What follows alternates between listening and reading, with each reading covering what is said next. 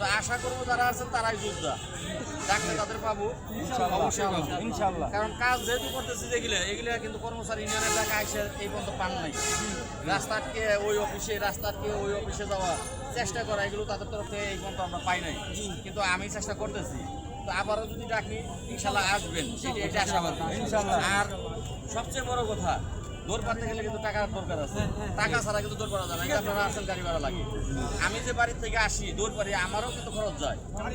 আপনারা সব রকমের যদি আমার সহযোগিতা না করেন তাহলে কিন্তু আমার দ্বারা ইনশাআল্লাহ আছে, সবাই আছে। কামনা করতেছি।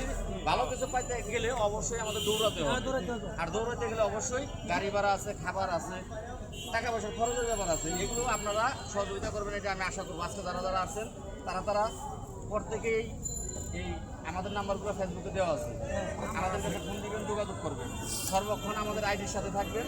পরবর্তী যে আমরা পরিকল্পনাগুলো এগুলো কিন্তু এই পেজ থেকে আমরা ঘোষণা দেব। এইটা আশা করবো যে পরবর্তীতে যে কোনো সময় ডাকলে আমি প্রথমে চেষ্টা করবো মাননীয় প্রধানমন্ত্রীর লোকের 5 সদস্য মিশনের সাক্ষাতে একটা আবেদন আমি 2-1 দিনের ভিতরেই করি, এই পার্টি অফিসে এসে করবো, পার্টি অফিসের মাধ্যম দিয়েই করবো, ডিসপির সাথে যখন থাকবো ধরে এটা চেষ্টা করবো।